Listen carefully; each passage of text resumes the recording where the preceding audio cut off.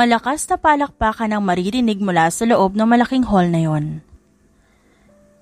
Malalawak ang ngiti ng mga tao at mga bisita habang naglalaro ang tatlong kulay ng ilaw sa paligid. Ladies and gentlemen, please welcome Marco Fernandez. Mas lalo pang umingay ang palakpakan sa buong paligid, lalo na nang maglakad patungo sa stage ang lalaki.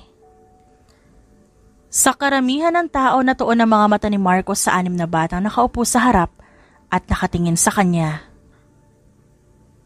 Malawak ang ngiti ng mga ito at para bang nagsusumigaw yun na proud sila sa kanya. Thank you for coming to us, to this grand ball. I don't have anything long to say. I just want everyone to enjoy the night and have some fun. Siya si Marco Fernandez. Ilang taon pa lang simula na umapak siya sa business world at simula noon pinalad siya magkaroon ng magandang business ideas. Kaya naman over time, lumago ito ng lumago hanggang sa hindi niya namamalayan na isa na siya sa pinakamayamang tao sa buong bansa. Here Dad, we bought you flowers, hope you like it. Anang panganay sa magkakapatid bago ito inabot sa kanilang ama ang bouquet. Are you kidding? I loved it. Iba't ibang matataas na business tycoons ang nasa party na yon. At kahit saang sulok kilala si Marco bilang isang most fast, rich businessman. Bago pa man makasagot ang mga anak niya, naramdaman niya ang pag-vibrate ng kanyang cellphone mula sa kanyang bulsa. I'm sorry kids, I just have to answer this. Tumatango-tango ang mga ito bilang pagsang-ayon sa kanilang ama bago bumalik sa pag-upo. Hindi niya alam pero para sa kanya, proud siya kung paano niya napalaki ang kanyang 6 na anak. Noon, kahit piso hirap sila sa paghahanap. Ngayon, nabibili na ng mga anak niya ang gusto ng mga ito. Sir, we have some information about your wife. Dahil sa sinabi ng lalaki sa kabilang linya natigilan siya. Pakiramdam niya tumigil ang pag-ikot ng kanyang mundo. Where is she? Nanginginig ang boses niya na tanong dito. Is she alive? We're still tracking her now. Bigla na lang siya nawala kanina. Kagaya lang ng ginawa nito 5 years ago. Na basta na lang itong naglaho. Okay then, keep me updated. Bumalik siya sa mesa kung nasa ng kanyang mga anak. Pilit siyang ngumiti at umupo. Kahit ang totoo, nararamdaman niya matinding kabog ng kanyang dibdib. Dad, okay ka lang ba? Para kang nagulat. Tanong ni Gio na puno ng pag-aalala.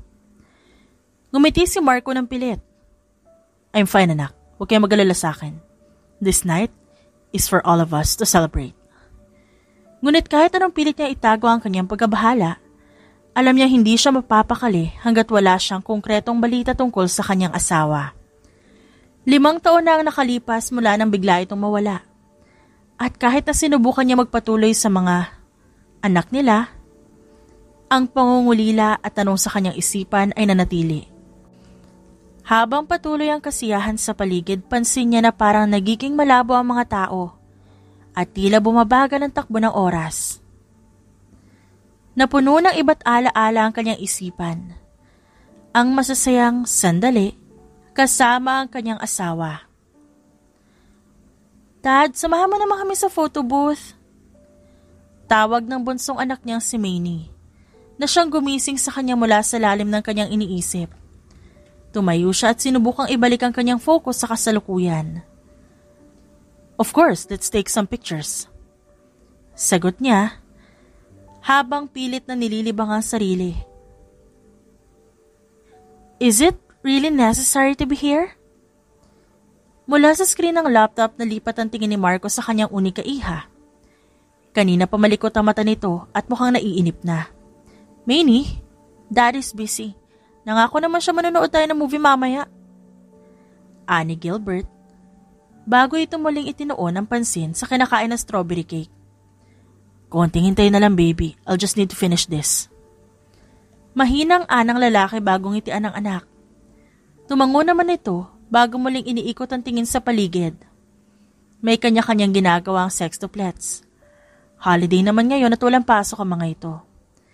Nakasanayan na rin ang mga ito na palaging sasama sa mga outside meeting ng ama.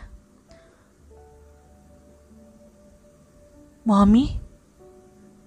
Mula sa keyboard, naiwan sa ere ang daliri ni Marco nang balak niya sanang magtipa.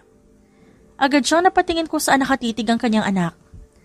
Kagaya niya, mabilis din na lumingon ng 5 niyang anak pa. Doon natagpuan ni Marco ang isang pamilyar na figura.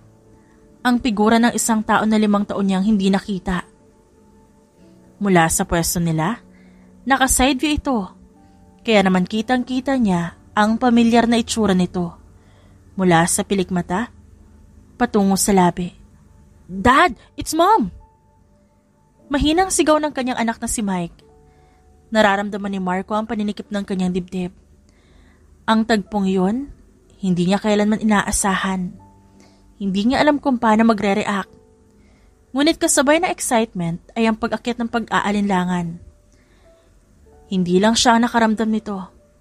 Ang sextuplets, tila sabik na sabik ding makitang muli ang babaeng to. Ang mga mata ng mga bata ay nagliliwanag sa kaba at pag-asa. Kids, stay here. Ako na lalapit. Sabi ni Marco habang pilit na nilalabanan ng nararamdamang kaba. Tumayo siya at maingat na lumapit sa direksyon ng babae. Hindi niya alam kung paano sisimulan ang pag-approach dito. Nang makalapit na siya, bahagya siyang huminga ng malalim bago magsalita. Glyza? Maingat niyang tawag. Lumingon ito na halatang nagulat. Ngumiti ito na magalang ngunit halatang pagtatakas sa mga mata nito. Pasensya na po. Kilala ba kita? Tanong nito nang may magalang na tono. Para bang hinampas ng malamig na hangin si Marco. Hindi siya nito kilala. Pero imbis na matigilan, pinili niyang kumalma. Kahit pa nalilito na ang buo niyang sistema, umayos pa rin siya sa pagkakatayo. I'm sorry. Sorry kung nilapitan kita bigla. Mukhang napagkamalan lang kita. Kamukha mo kasi yung kakilala ko. Sagot ni Marco habang pilit itinatago ang lungkot at sakit sa kanyang tinig. Sandali, nabanggit mo kanina ang pangalang Glyza. Paano mo nalaman ang pangalan ko? Saad ng babae bago pa siya makalayo. Napatigil si Marco. Ngunit bago pa niya masagot yun, muling nagsalita ang babae na halatang nag-iisip. Pasensya ka na ha. Medyo magulo yung utak ko ngayon. Naghahanap kasi ako ng trabaho. Baka nasabi ko yung pangalan ko sa kung sino kanina. Pasensya na kung nagulo kita. May kung anong nagrarambulan sa kaloob-looban ni Marco. Sa loob pala talaga ng 5 taon, ay hindi nakalimot ang puso niya. Hindi niya inaasahan na ganito lang ang kaya niyang sabihin ngayon na kaharap niya na ito ngayon. Pero bakit noon? Bakit sa loob ng 5 taon, marami siyang gustong itanong at sabihin? Bakit tila ngayon, nahila niya ang sarili niyang dila? Trabaho? Anong klaseng trabaho ba ang hinahanap mo? Maski basta maayos ang pasahod. Kailangan ko lang talaga ng trabaho ngayon. Sagot ng babae na halatang pagod na sa paghahanap. Hindi alam ng lalaki kung ano ba talaga ang plano ni Glyza o kung ito ba talaga ang asawa niya. Pero isa lang ang sigurado niya, ang alamin kung ano ba talaga nangyari at ang muli itong makasama. Alam mo, naghahanap ako ng babysitter para sa mga anak ko. Kung interesado ka, we can talk about it. Saglit na napatitig si Glyza sa kanya na para bang nagdadalawang isip. Ngunit sa huli tumango ito. Kung ayos na sa'yo, subukan ko. Kailan ko po pwedeng simulan? Pagkatapos makipag-usap, kay Glyza, muling bumalik si Marco sa mesa kung saan naghihintay ang sextuplets. Halata sa mukha ng mga bata ang excitement. At tanong na hindi nila masabi ng sabay-sabay. Dad, ano nangyari? Unang bungad ni Manny, na talaga namang hindi nakapagpigil. Bakit ba parang tagal mo dun? Kausap po ba talaga si Mommy? Did she tell you what happened to her? Kung bakit biglang nawala siya nun? Sunod-sunod na tanong ni Glenn, na halos hindi mapigilan ng sariling mapatayo mula sa pagkakaupo. Tumikim si Marco at umupo pabalik ng mesa. Sinulyapan niya ang mga anak, bawat isa sa kanila nakatitig sa kanya at puno ng pag-asa. Calm down, everyone. Listen to me first. Panimula niya habang hinawakan ang magkabilang gilid ng mesa. Huminga siya ng malalim bago nagpatuloy, habang pilit pinapakalma ang sarili at ang mga anak. Hindi niya tayo kilala. Diretsong sagot ni Marco na tila isang malamig na tubig na bumuhos sa lahat. Napatigil ang mga bata. Ang kani-kaninang masiglang ekspresyon na palitan ng pagiging tahimik. Dahil sa labis na pagkagulat. Ha? Ano ibig mo sabihin, Dad? Tanong ni Gilbert na halatang di makapaniwala. Hindi niya tayo kilala. Hindi niya naalala kahit ano tungkol sa atin. Pag-uulit ni Marco sa mas malinaw at mahinahon na tono. Pero ano po nangyari? Paano po nangyari yun? Singit ni Jello. Naguguluhan ito at nalilito. I also don't know what happened, anak. Ni hindi naman niya ito nabanggit sa lahat. Even the private investigator doesn't know about it.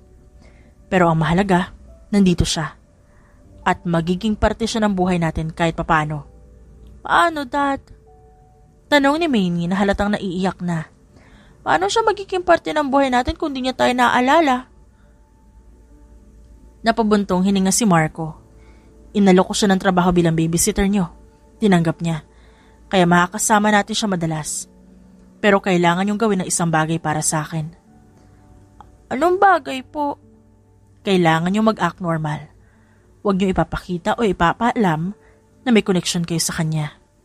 Kung magtatanong siya, magbigay kayo ng sagot na hindi magpapakita ng kahit ano na alam niyo tungkol sa kanya. Hayaan natin siya magdesisyon kung paano niya gustong malaman ng tungkol sa atin. Natahimik ang lahat. Hindi nila alam kung paano nila mapapasa ng ganong klaseng sitwasyon. Pero sa dulo ng lahat, tumango sila bilang pagsang-ayon. Okay, Dad.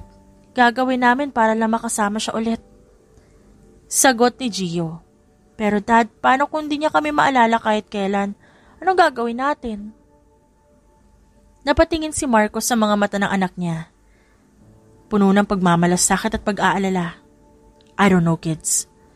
Pero matagal natin itong hinintay, di ba? We were waiting for her for 5 years. So let's do this, okay? Kitang-kita sa mata ng mga ito ang sakit.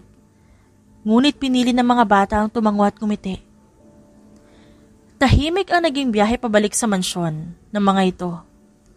Nasa likuran si Glyza kasama ang sextuplets, si Marco naman ang nagmamaneho. Lihim niyang sinusulyapan ng babae sa rearview mirror. Tahimik lang ito nakatingin sa labas ng bintana na tila ba napakalalim ng iniisip nito. Pagdating nila sa mansyon, agad na bumungad ang malawak na gate na may Malagrik God Castle na disenyo. Ang pader gawa sa makinis na marmol at ang paligid nito ay napapalibutan ng mga punong kahoy at garden na parang direktang kinuha sa isang fairy tale story. Ang malawak na daan papasok ay may mga hanay na ilaw na nagbibigay ng eleganteng liwanag sa lugar. Pagbukas ng gate, napatigil si Glyza sa balak na pagsasalita. Napalunok siya habang pinagmamasa ng grandeng tanawin. Isang mansyon na tila sumasalamin sa kayamanan at kapangyarihan. Ang structure na papalibutan ng isang garden na may mga fountain at malalaking statue. Ang mismong bahay napakataas, na may mga malaking bintana at terrace na animoy palasyo na isang hari. Dito kayo nakatira? Napansin ni Marco ang kanyang pagkamangha. Hindi napigilang umiti ng bahagya. Huminto siya sa pagmamaneho at ibinaba ang bintana ng sasakyan. Oo, welcome to our home. Sagot nito at simpleng-simple ang tono, pero may bahid ng saya. Parang hotel. No, parang 5-star resort. Sigurado ka ba babysitter ang kailangan mo? Parang ibang trabaho yata ang bagay sa lugar na to. Tumawa ng mahina si Marco. Sigurado ako. So let's go. Bumaba na ang lahat mula sa sasakyan. Ang mga bata ay mabilis na nagtakbuhan papunta sa malaking pinto. Tila excited na ipakita ang kanilang bahay. Si Glyza naman, na natili sa tabi ng sasakyan, napilit iniintindi ang sitwasyon. Grabe, Sir Marco. Sino ka ba talaga? Simpleng tao lang na maraming anak. Sagot ni Marco habang inaabot ang bag ni Glyza mula sa trunk. Huwag kang mag-alala. Wala kang dapat ikatakot dito. Gawin mo lang ang trabaho mo. Sigurado ako magiging maayos ang lahat. Habang papasok sila sa loob, lalo pa nagulat si Glyza. Ang loob ng mansyon ay mas maganda pa kaysa sa labas. Ang malawak na lobby, may marmol na sahig, napakataas na kisame at chandelier na nagliliwanag sa buong espasyo. Sa gitna ng lobby, may malaking spiral staircase na gawa sa kahoy at bakal.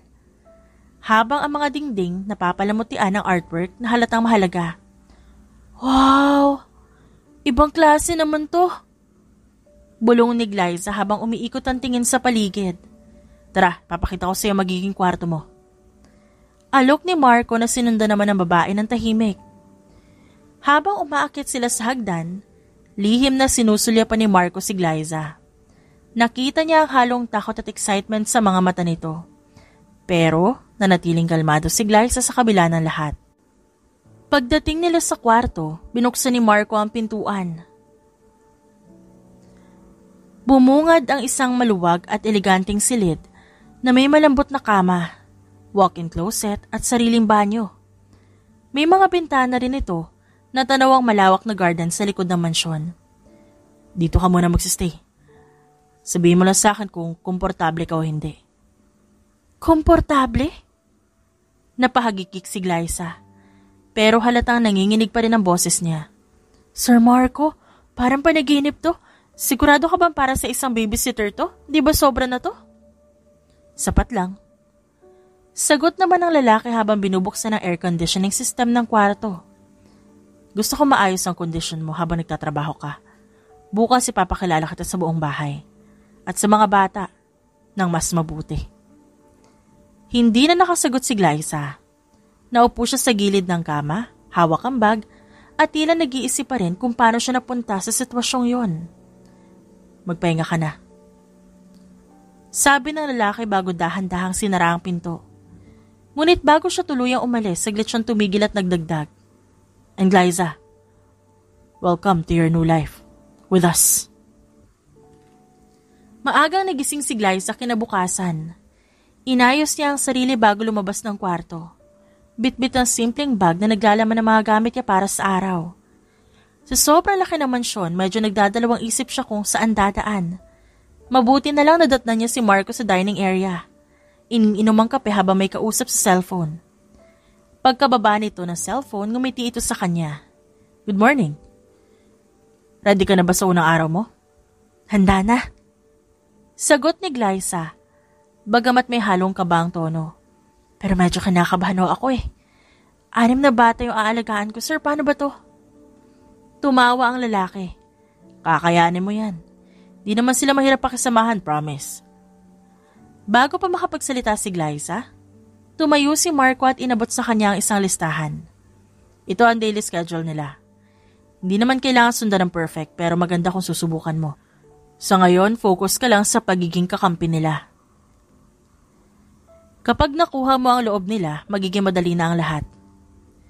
Kinuha ni Glyza ang papel at mabilis binasa. May oras pa pala sila ng piano lessons, art time, pati outdoor play. Ang dami naman ito. Sanay na sila dyan, pero huwag kang mag-alala, flexible naman yan. Ang mahalaga masaya sila. Napabuntong hininga si Glyza. Malaking challenge to. Ngumiti si Marco at uminom ng kape. Lagi naman mahirap magsimula. Pero naniniwala akong kaya mo.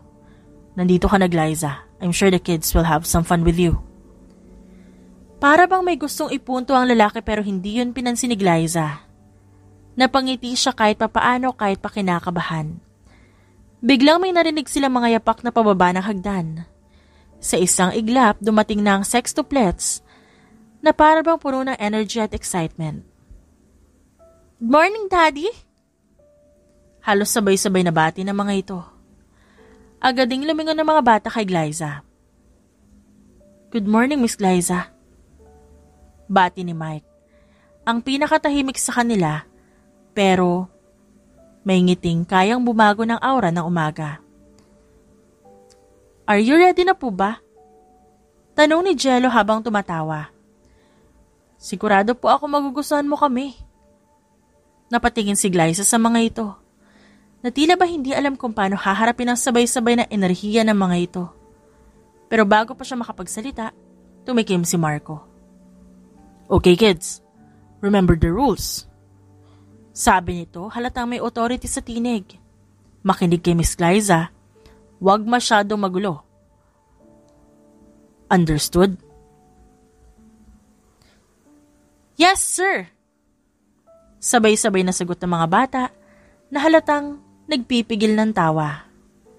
Tinignan ni Marco si Glyza at tumango. Good luck, Glyza. Nasa opisina lang ako kung may kailangan ka. Habang umaalis ang lalaki, naiwan si Glyza na nakatingin sa 6 na bata. Huminga siya ng malalim at kumiti. Kahit may halong kaba. Okay, anong gagawin natin ngayon? Tanong niya na pilit pinapalabas ang confidence niya. Taguan! Sigaw ni Gio, bago bigla na lang nagtakbuhan ng mga bata sa iba't ibang direksyon. Hala, teka lang! Sigaw ni Glyza habang natatawa. Huli ka! Sigaw niya nang maabot ni Max na nakatago sa likod ng sofa. Di pa ako talo, dapat lahat kami mahuli mo.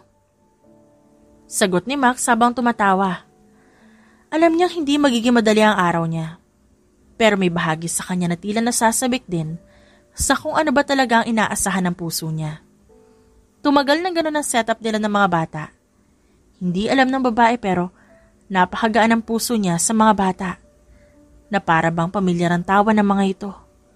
Na para bang ang bawat halakak ng mga ito kumikiliti sa kanyang pagkatao. Hindi po ba? At may allergy kayo sa peanut? Ba't niyo po kakainin yan? Sabay-sabay na natigil ang lahat sa sinabi niya ni Manny. Gulat naman si Glyza habang hawak ang sandwich na may palaman na peanut butter. Para manalaman.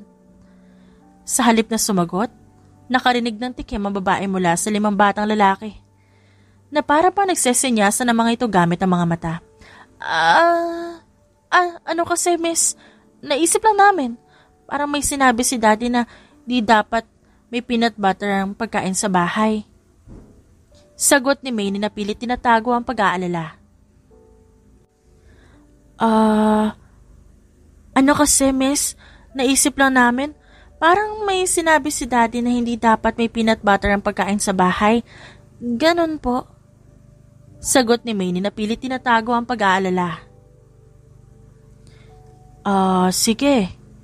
After this, susunod na yung piano lesson nyo Mabilis namang umiling si Mike, Gio at Glenn. Mas gusto po namin outdoor play. Pero sabi dito nakalagay, mamaya pa outdoor play nyo. It's okay lang po. Gusto po namin ng piano lesson. Diba, Jello, Gilbert? Mabilis namang tumangutang ang dalawa. Sige. Gawin nating 20 minutes ng piano lesson and after, labas na tayo. Tingin nyo. Hindi naman siya nagdalawang salita sa mga ito. Mabilis na tumango ang 6 bago mabilis tumakbo patungong music room. Nang makapasok sa music room, hindi pa rin siya makapaniwala sa ganda at lawak nito. Lahat kasi ng instrument nandun na. Ang ganda talaga ng music room nyo. Ang yaman ng daddy nyo, no? Pinaghirapan po lahat yan ni daddy. Proud na saad ng mga ito nang may kinangang mga mata. Hindi alam ni Glyza ngunit nakaramdam siya ng kirot sa kanyang puso. Kirot na para bang naiinggit siya. Na para bang may hinahanap ang kanyang puso. Ilang katok ang ginawa ni Marco bago pumasok sa kwarto ng kanyang mga anak. Ang akala niya aabutan niyang tulog ang mga ito. Ngunit naabutan niya nakapaikot ang mga ito sa kama habang nakayuko. Hey guys. Matamlay na lumingon ng mga ito.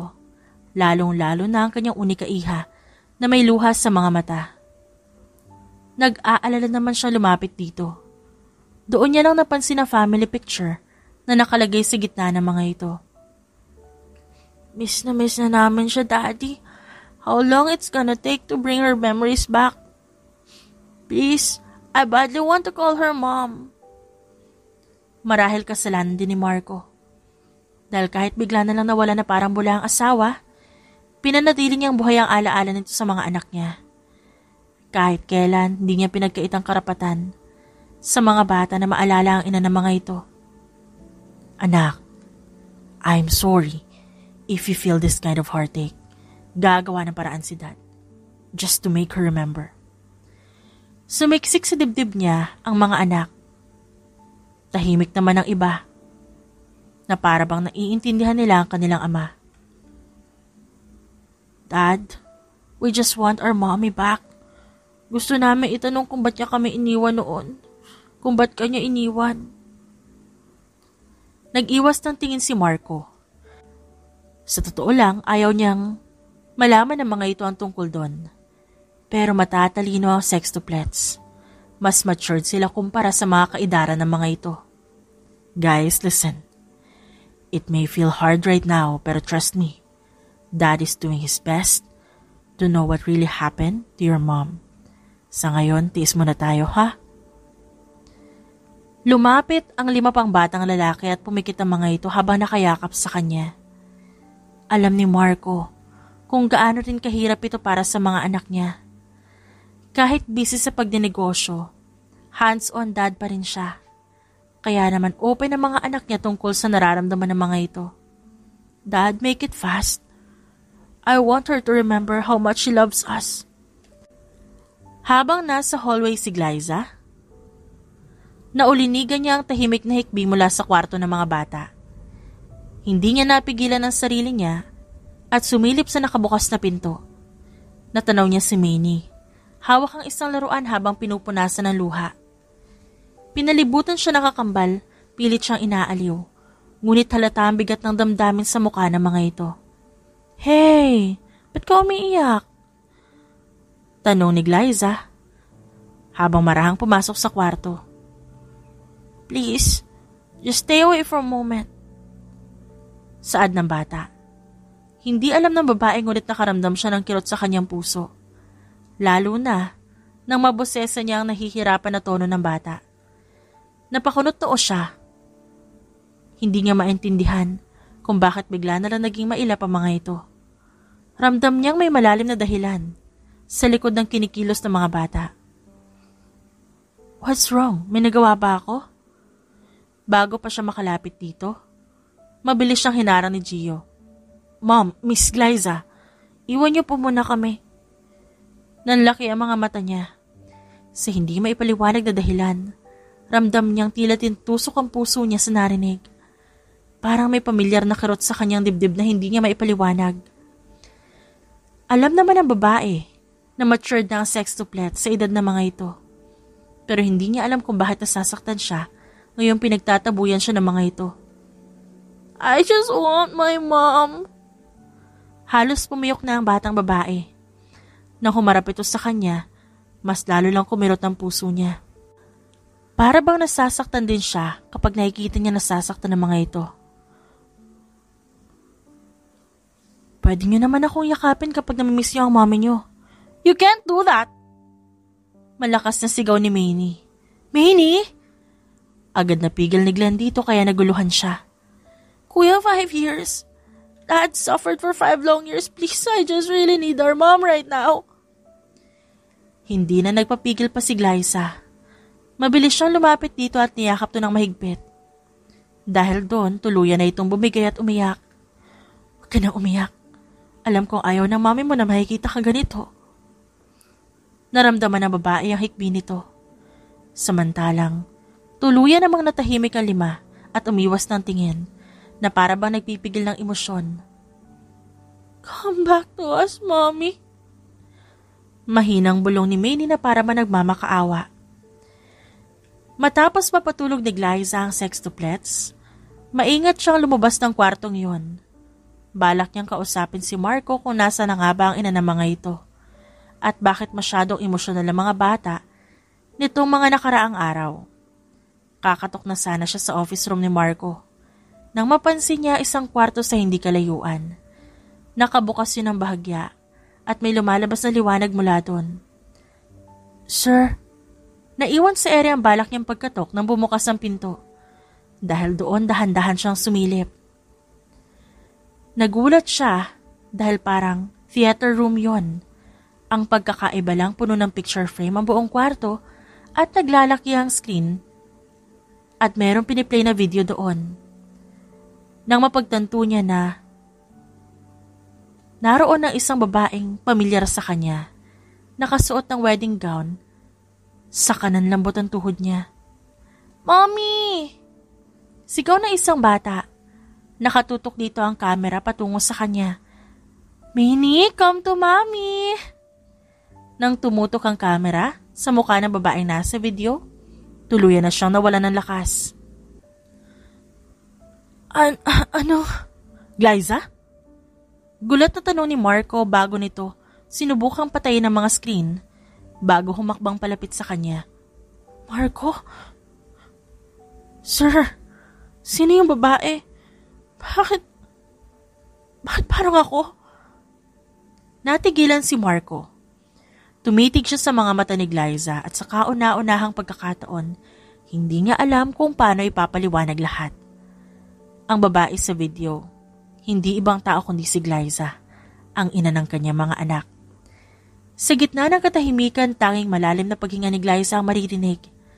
Ang mga mata niya nakapako pa rin sa picture frames at sa screen na kanina lang nagpapakita ng video. Pakiramdam niya nahulog siya sa isang bangin ng mga tanong at ang bawat sagot ay tila mailap. Sir Marco, sabihin mo yung totoo. Sino ako? Sino talaga ako? Humakbang palapit ang lalaki ngunit tila nag-aatubili. Tumigil siya sa harapan ni Glyza. Pilit na hinahanap ang tamang salita para simulan ng pagpapaliwanag. You're Glyza, the woman I married. The woman I love more than anyone else. And you're the mother of my children. Nanlaki ang mga mata ni Glyza. Pakiramdam niya nabingin siya sa sinabi ni Marco. Para bang lahat ng naririnig niya isang kwento na imposible niyang tanggapin. No, hindi. Hindi yan pwedeng mangyari. Wala ko naalala, sir.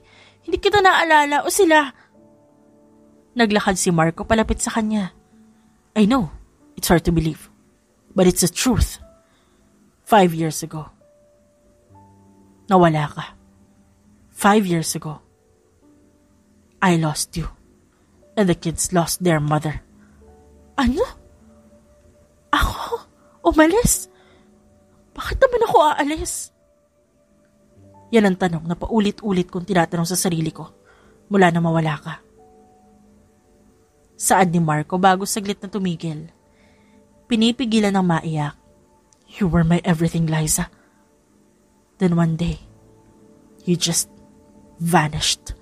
No goodbyes, nothing. It tore me apart. It tore us apart. Tama na. Tama na. Please. Tama na. Malakas na sigaw ni Glyza. Niyakap nito ang sarili. Habang pinipilit na tinatanggal ang bigat ng emosyon na bumabalot sa kanya. Huwag kang magsalita ng mga bagay na hindi ko naaalala, please. Naikuyom ni Marco ang kanyang kamao. Do you think it's easy for me to say this? Do you think it's easy to look at you every day and see the woman I love? The woman I still love without her even remembering who I am? Who we are to you? Bakit? Ba't di mo agad sinabi sa akin? Bakit mo ako hinay na babysitter? Ba't di mo sinabi sa akin mula pa lang noong una? Because I didn't want to scare you. Sigaw ni Marco. Basag na ang boses nito. Hindi ko alam kung paano ka magre-react. And more than anything, gusto ko manatili ka. I thought, if I could have you close, even if you didn't remember, maybe, just maybe I could bring you back to us. Napaupo si Glyza sa sahig. Hawak-hawak ang ulo. Hindi ko na alam. Hindi ko na alam kung sino ako. Para bang buong mundo niya bumaliktad ng isang iglap. I don't know anymore. Lumuhod si Marco sa harapan niya. Bago marahang hinawakan ang balikat niya. You are Glyza. You are my wife. You are the mother of our children. You may not remember now. But that doesn't change who you are. And I will wait. Paano kung hindi na ako makaalala? Paano kung hindi na ako yung babaeng minahal mo nun? Then I love you for who you are now. Because no matter what happens, you will always be Glyza to me. The woman who taught me how to love. Tuluyan ang bumagsak ang luha ni Glyza. Walang salita makakapagpaliwanag ng nararamdaman niya. Isang halo ng sakit, takot at pagkalito. Ngunit sa gitna ng lahat ng ito, naroon ang boses ni Marco. Puno ng pagmamahal at katiyakan na parang sinasabi niyang kahit gaano kalabo ang sitwasyon, hindi ito susuko. Sa kauna-unahang pagkakataon, pinayagan ni Glyza ang sarili na umiyak sa harap ni Marco. Marco, kung asawa nga kita, ba't di ko maalala? Ba't parang kahit anong pilit kong isipin, walang pumapasok sa isipan ko? Di ko alam. Di ko rin alam. But I know it's not your fault. Ang importante nandito ka at kasama ka namin. We'll figure it out together. Natigilan si Glyza sa sinabi nito. Sa unang pagkakataon may bahagi ng kanyang puso na tila tumigil sa pagtutol. Hindi ko alam kung kaya ko maging si Glyza na minsan nakasama mo. You don't have to be. Be who you are now. That's enough for me. Biglang bumukas ang pinto ng kwarto. Lumabas ang 6 na maliliit na muka. Nagkatingin na ng sextuplet sa kanilang dalawa. May halong kaba at pag-asa sa kanilang mga mata. Mom? Mahinang sabi ni Maynee. Ang pangalawang luha bumagsak sa kanyang mga mata. Napatitig si Glyza sa kanila. Sa gitna ng kaba at pag-aalinlangan, may naramdaman siyang unti-unting lumalambot sa kanyang puso. Pwede ba kayo lumapit? Tanong niya sa mga bata. At sa isang iglap, sabay-sabay silang yumakap sa kanya. Hindi niya maintindihan ang bigat ng emosyon na dumaloy sa kanya. Hindi man niya maalala ang nakaraan, pero sa sandaling yun, alam niyang may koneksyon siya sa kanila. Isang bagay na hindi matutukoy ng simpleng paliwanag. Don't worry. We'll get through this. Magiging buo tayo ulit. Saad ni Marco. Tahimik na ang buong mansyon. Ang tanging naririnig lamang ay mahihinang huni ng kuliglig sa labas. Sa mga oras na itutulog na mga bata sa kani-kanilang kwarto, si Marco abala sa pag-aasikaso ng mga papeles sa opisina nito. Si Glyza nasa kusina, nagtitimpla ng kape upang manatiling gising. Malalim ang iniisip niya. Ngunit bigla siyang natigilan nang marinig ang mahihinang yabag mula sa likod ng bahay. Agad siyang naging alerto bago tumingin sa paligid. Hinanap ang anumang bagay na pwede niya magamit panangga. Pagkakuha niya sa isang matalim na kutsilyo, dahan-dahan siyang lumapit sa bintana. Sa madilim na paligid napansin niya ang anino ng isang lalaki may hawak na baril, paakyat sa pader. Magnanakaw ba to? Bulong niya sa sarili. Hindi niya alam kung bakit. Pero ang adrenaline sa kanyang katawan tila bumalikwas. May kakaibang lakas at energy siyang naramdaman na hindi niya maipaliwanag. Tahimik niyang binuksan ang pinto sa likod ng bahay. Ang malamig na hangin ng gabi sumalubong sa kanya.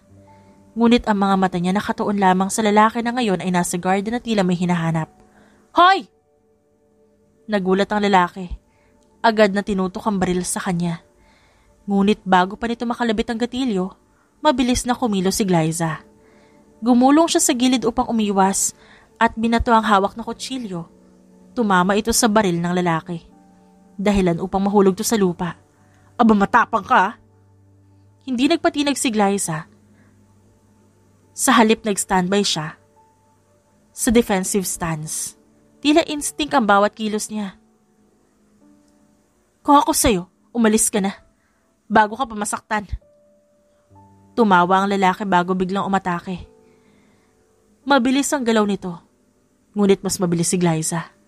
Umilag siya at sabay hinablot ang braso ng lalaki at inikot yon, binagsak sa lupa. Who sent you? Ha? Sino nag-utos sa'yo na pumunta dito? Ngunit sa halip na sumagot, nagawang sipain ng lalaki ang paa niya kaya na-outbalance siya.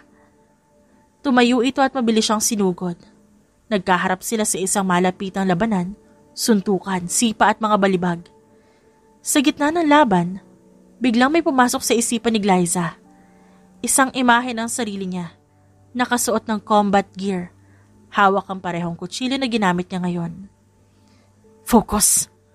Bulong niya sa sarili, habang iniiwasan na isang suntok. Bago siya nagtapon ng malakas na sipa na tumama sa tadyang ng lalaki. Tumilapon ito sa gilid ng pool. Hawak-hawak ang tadyang nito sa sakit. Dahil doon, hindi na ito tumayo. Marahil sa sobrang pagod at pinsalang na pala mula sa atake niya. Dahan-dahang lumapit si Glyza.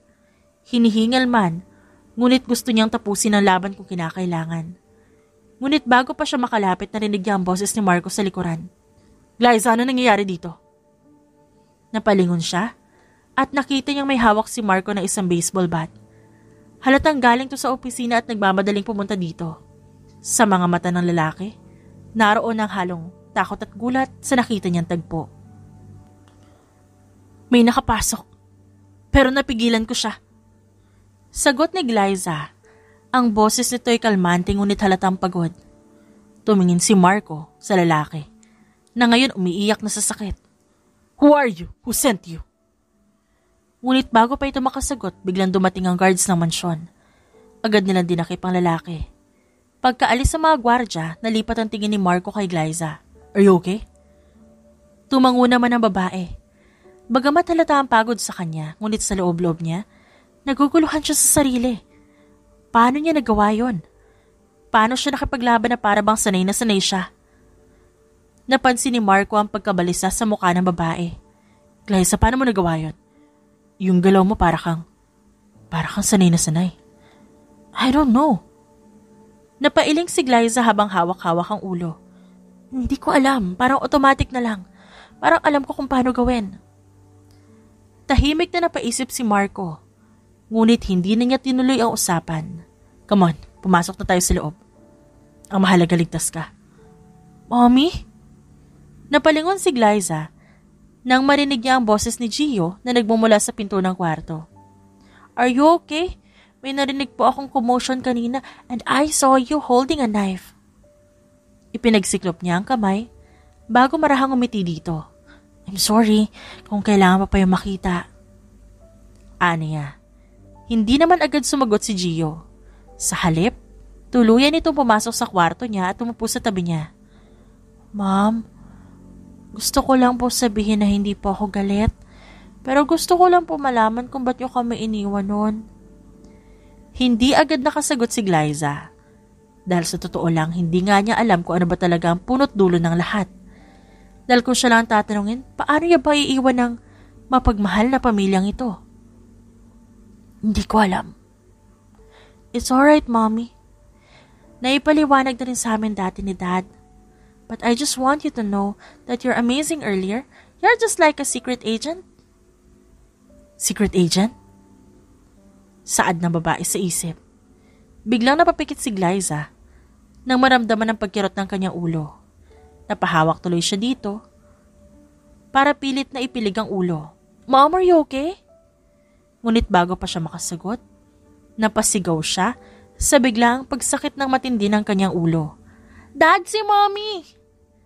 Gusto pa sana niya magsalita. Gusto niya pa rin ang pakalmahin ng anak na nagsisimula na magpanik. Pero hindi niya yun magawa. Pilit na iniangat ni Glyza ang ulo mula sa sakit, na halos nagpapaikot ng kanyang mundo.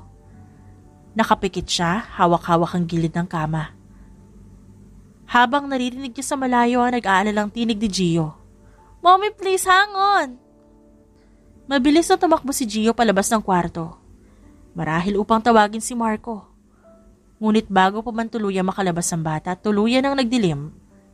ang kanyang paningin. Nasa isang maliit na kusina si Glyza. Nakasuot ng simpleng damit habang nagluluto ng ulam. Halos hindi magkasya ang mesa sa bahay dahil sa kaliitan nito. Pero puno ng init at magmamahala ng bawat sulok. Love, ano amoy yan? Parang ang bango ah. Tanong ni Marco habang dumadaan sa kusina. Dala ang isang balde ng tubig. Mukha itong pagod mula sa maghapong trabaho, pero nagniningning ang kanyang ngiti na makita si Glyza. Sinampalukan, paborito mo to, di ba? Sagot ni Glyza habang abala sa paghalo ng sabaw. Tumalikod siya para tignan si Marco, kaya naman napansin niya ang pawis nito. Halika nga dito. Ang dumi mo na. Magkilamos ka muna bago ka kumain ha. Ngumiti ang lalaki bago marahang hinawakan ang kamay ni Glyza at hinila to papunta sa kanya. Bakit ba ang ganda mo? Kahit ganito lang ang buhay natin. Tumawa si Glyza pero may butil ng luha ang kanyang mga mata. Ang drama mo naman. Basta magkasama tayo masaya na ako. Nakahiga si Glyza sa isang maliit na kama. Pawis at umiiyak sa sakit. Hawak ni Marco ang kamay niya. Puno ng kaba at pagmamahal ang mukha nito. Malapit na.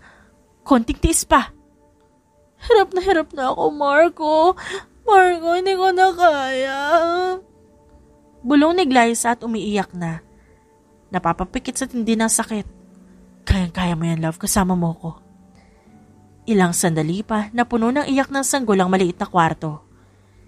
Isa-isa silang inilabas ng kumadrona. 6 sila.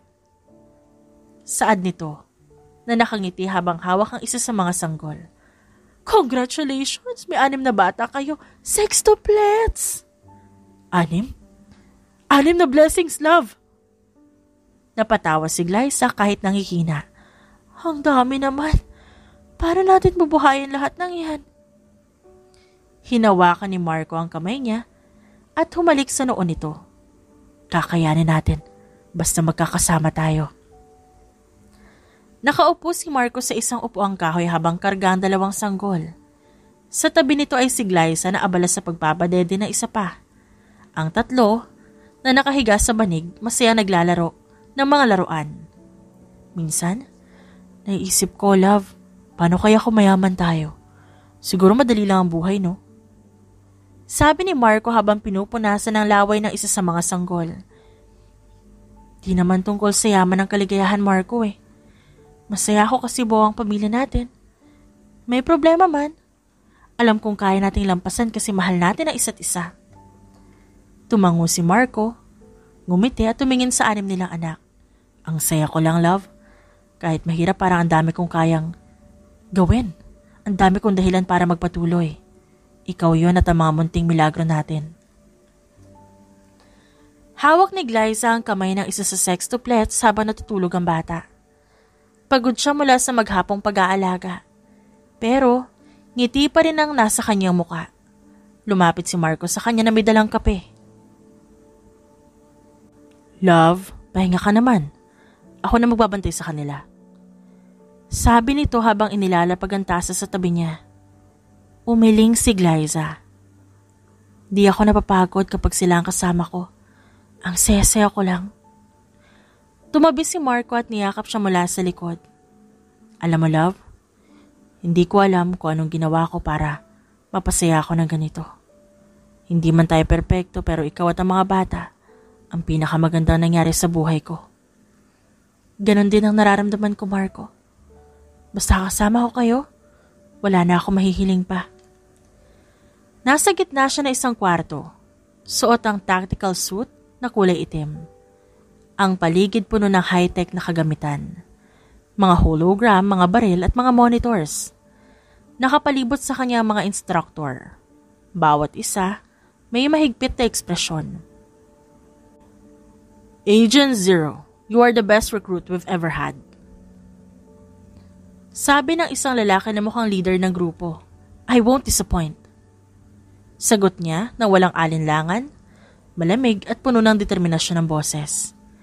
Ang totoo, bago pa niya makilala si Marco, isa na siyang secret agent. Marangya din ang buhay niya ngunit para sa kaligtasan nito, pinili niyang mamuhay ng simple para hindi ito magduda. Si Glyza, o mas kilala sa codename na Zero, ay isa sa pinakamahusay na agent sa ilalim ng Lihim na Agency for Anti-Terrorism. Hindi niya inakalang ang kanyang husay sa pagtatanggol sa sarili at strategic planning ay magdadala sa kanya sa ganitong buhay. Ngunit sa likod ng kanyang kahusayan bilang agent, isa lang ang laging laman ng isip niya, ang kanyang pamilya. Sa harap niya, nagbukas ang isang simulation room. May mga holographic enemies na lumitaw. Mabilis siyang kumilos, umiwas sa mga bala at tumalon sa mga obstacle. Sa gilid may mga operatiba na nanonood. Isa sa kanila tumingin sa kanya at pabulong na nagsabi, "No wonder they call her the best." Nakatayo siya sa harap ng isang malaking screen. Ang leader ng organisasyon ay nagpapaliwanag ng isang misyon na tila imposibleng magawa. "Agent Zero, this mission is critical. If we fail, it could mean the collapse of international security. You are our only hope." Tumingin siya sa screen. Nakikita ang larawan ng isang lalaki mukhang bihasa sa black market dealings at terorismo. "I'll handle it. What's the target?" "Retrieve the intel and eliminate the threat. But be warned, he has his own army. He'll be going alone." "I prefer it that way." Sagot niya at ngumiti ng bahagya. "But if I don't make it, don't let my family in danger. I'll come back to life and avenge for them if that happens." Habang inaayos niya ang kanyang baril, inilabas niya mula sa bulsa ang isang maliit na larawan. Sa litratong niyon makikita ang maliit nilang bahay at masaya mukha ng kanyang mga anak na 6 na taong gulang pa lamang. "Glyza, alam ko mahirap para sa ito, lalo na't may pamilya ka. Pero kung di ikaw sino, ang husay mo sa field hindi matutumbasan ng iba." "Change of plan, Agent Zero." Nangunot ang kanyang noo nang harapin ang head niya. "You're going undercover. No contact with anyone, not even your family." "What do you mean no contact? Hindi ko pwedeng iwan ang pamilya ko nang walang kahit anong paliwanag." "You'll have to make them believe that you left on purpose. This mission is a priority. If you fail, millions of lives are at stake." Nanatiling tahimik si Glyza habang iniisip ang mga anak. Alam niyang hindi niya pwedeng hayaan ang ganitong panganib na magpatuloy. Pero paano niya iiwan ang pamilya niya? "Hindi ko sila mabibigyan ng sagot kung bakit ako nawala," sabi niya na halos pabulong. "It's for their safety, Zero. You're doing this for them. One day they'll understand," sabi ni Mendoza. Bago simulan ng misyon, sinikap ni Glyza na muling makita ang kanyang pamilya mula sa malayo. Nakita niya si Marco na nag-aalaga ng mga bata habang masayang naglalaro ang sextuplet sa harap ng bahay nila. Pinigilan niyang umiyak habang nakatago sa dilim. "I'm sorry, Marco. I'm sorry, babies," bulong niya habang umiiyak na pinagmamasa ng pinakamamahal niyang pamilya. Naninikip ang dibdib niya pero sisiguraduhin niya na makakabalik siya sa pamilya niya. Magiging ligtas siya sa misyon. Tatapusin niya ang trabaho niya. Babalik siya sa pamilya niya. Tahimik siyang gumalaw sa dilim. Gamit ang night vision goggles para makita ang kalaban, isa-isa niyang tinapos ang mga ito gamit ang isang kombinasyon ng bilis at estratehiya. Nang makarating siya sa loob ng fortress, naramdaman niya ang kakaibang lamig. Sa gitna ng isang kwarto nakita niya ang isang intel na kailangang kunin. Isang maliit na USB drive na naglalaman ng mga impormasyon tungkol sa isang malaking plano ng terorismo. Ngunit bago pa niya ito makuha, biglang nagbukas ang ilaw. Nasa gitna siya ng isang ambush. "Agent Zero, did you really think it would be easy?" Napalingon siya at nakita ang maraming kalaban na nakapalibot sa kanya. Imbis na matakot, ngumiti siya. "I've been waiting for this," sabi niya bago simulan ang isa sa pinakamapanganib na labanan sa kanyang buhay. Pagkatapos na isang mahaba at madugong laban, natagpuan niya ang sarili niya na tumatakbo sa hagubatan. Nasugatan siya na husto, ngunit hawak niya ang drive. Sa di kalayuan, narinig niya ang tunog ng papalapit na helicopters, ang backup na pinadala sa kanya. Ngunit bago pa siya makarating sa extraction point, isang granada ang sumabog sa likod niya. Naramdaman niya ang masakit niyang ulo at likod bago biglang nandilim ang kanyang paningin. At ang huling narinig niya ay ang malalakas na sigaw ng kanyang team habang siya bumagsak sa lupa. Napabalikwas ng bangon si Glyza. Punong-puno siya ng pawis sa noo at hinihingal. Bago pa siya makapag-react, napansin niya ang sextuplets na nakatulog sa tabi ng kama niya. Doon nagsimulang maipon ang luha sa kanyang mga mata. Kaya naman kumurap-kurap siya para pigilin yun. I'm sorry. I'm sorry if I chose that mission over you. Sinayang ko yung 5 years na sana nasaksihan ko kasama kayo. At nakita ko kayo lumalaki. Napatingin si Glyza sa bawat mukha ng kanyang mga anak. Ang inosente nilang mga ekspresyon, parang matatalim na kutsilyo na tumama sa puso niya. Ang 5 taong pagkawala, parang napakalaking puwang na hindi basta mapupunan. Naroon ang panghihinayang, sakit, higit sa lahat ang takot na baka hindi niya maibalik ang nawalang panahon. Dahan-dahan niyang inabot ang buhok na nag-iisang babae na anak na si Manny. Ang unika iha niya. At marahang hinaplos ang buhok nito. Sa bawat paghaplos, para bang sinusubukan niyang burahin ang sakit na naidulot niya sa mga ito. Ang maliit na boses sa loob ng kanyang isipan, paulit-ulit na bumubulong. Sinaktan mo sila. Paano mo babawiin ang lahat ng to? Napansin niyang gumalaw si Glenn, ang panganay. Agad siyang naghinay-hinay sa pagkilos at tumingin sa pinto. Tila nag-aalangan kung lalabas o mananatili. Ngunit ang tunog ng marahang pagbukas nito ang pumigil sa kanya. Nakatayo si Marco sa doorway, hawak ang mainit na tsaa. Tahimik itong pumasok. Ilang sandali silang nanatiling tahimik. Ngunit ramdam niya ang bigat ng presensya ng asawa. Couldn't sleep? Umiling si Glyza habang pilit na iniwas ang tingin sa asawa.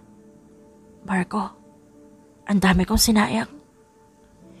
Umupo ang lalaki sa tabi niya at hinawakan ang kanyang kamay. Glyza, hindi na natin mababago ang nakaraan.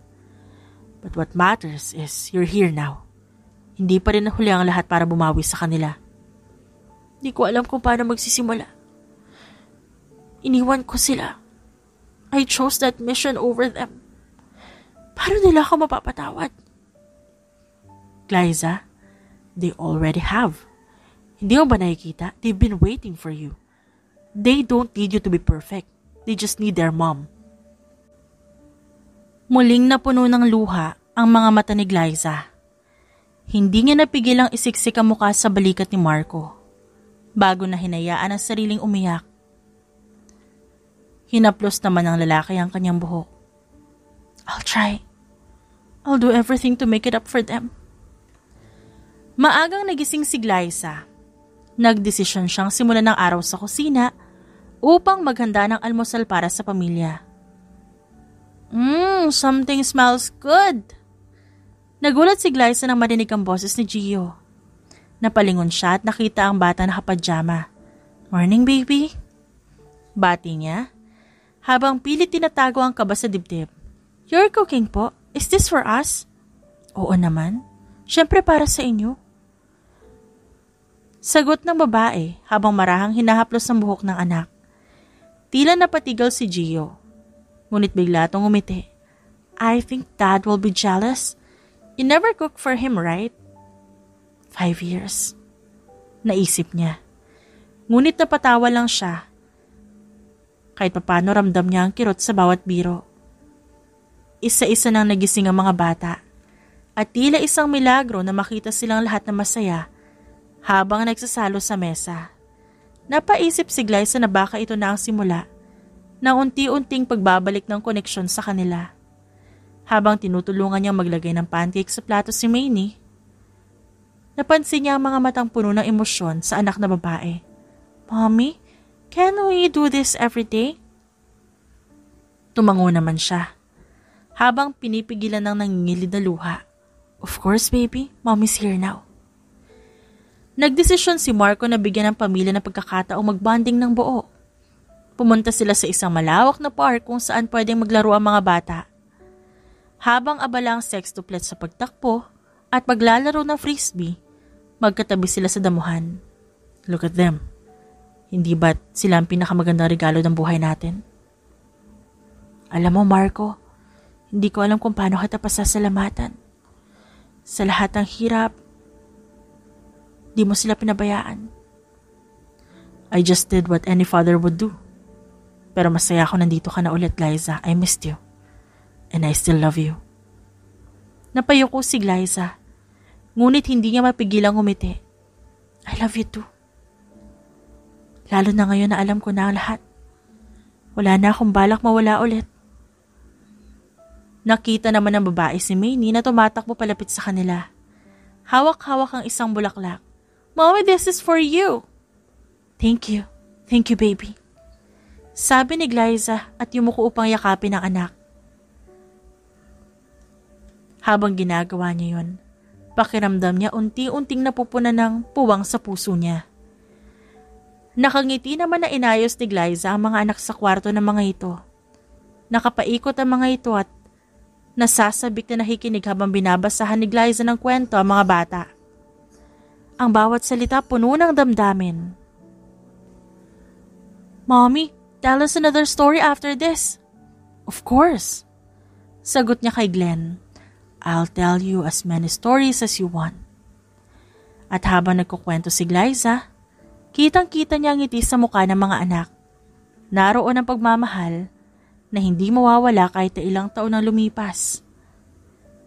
Narealize niyang hindi niya kailangan maging perpekto upang maging isang ina.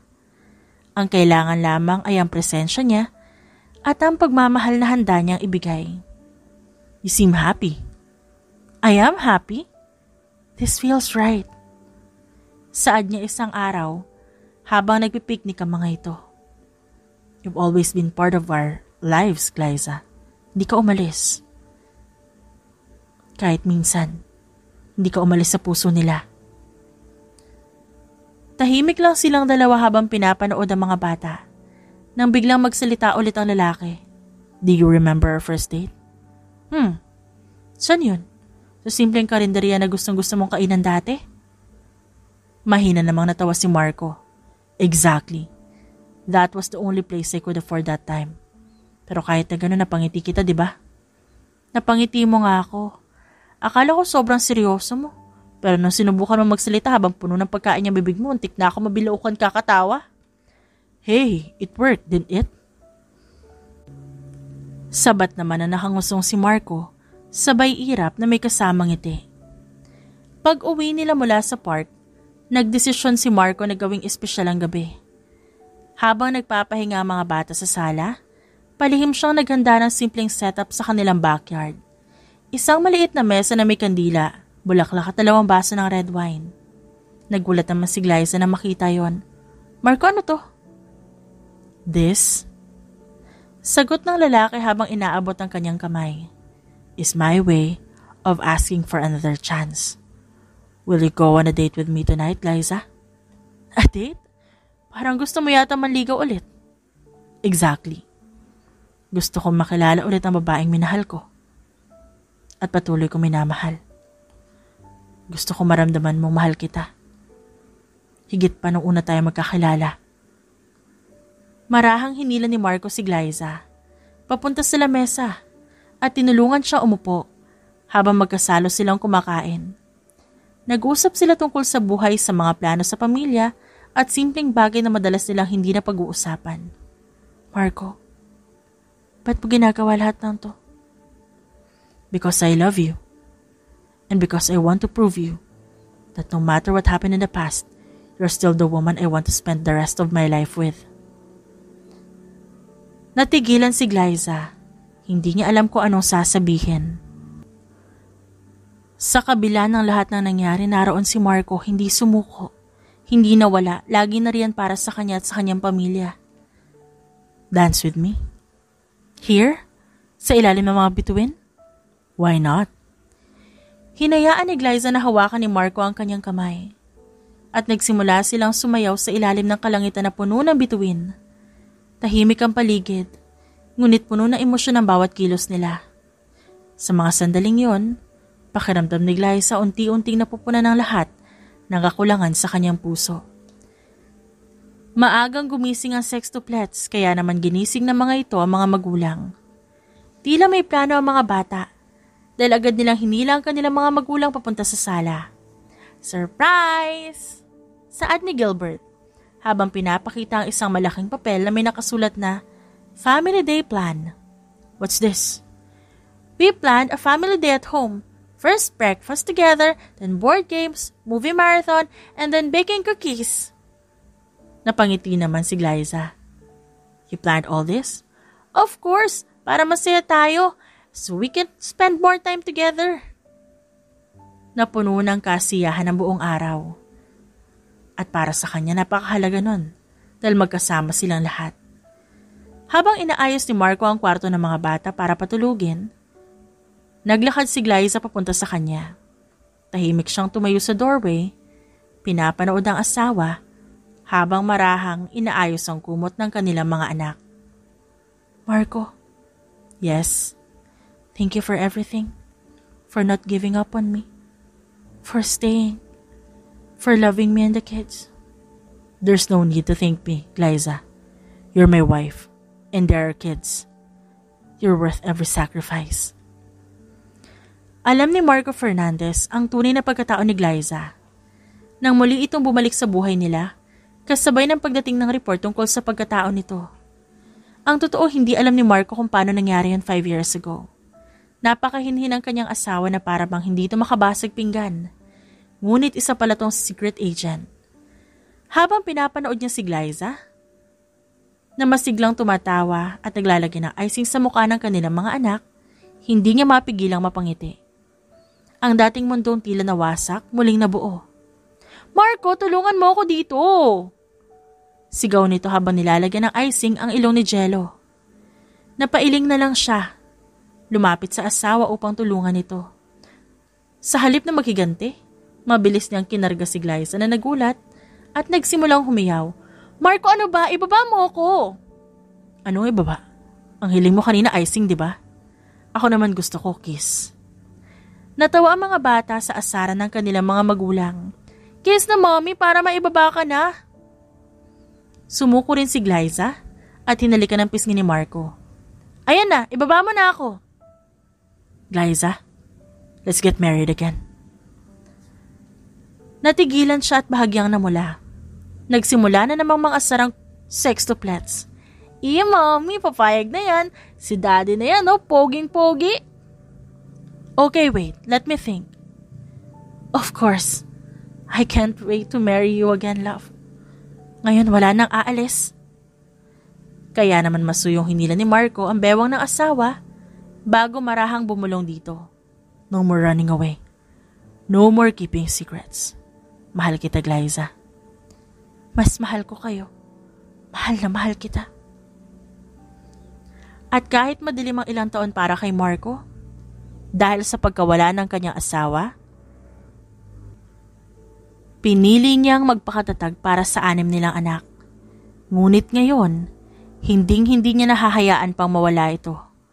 Dahil poprotektahan niya ang pamilya, kahit mundo pa ang kalaban niya. The End.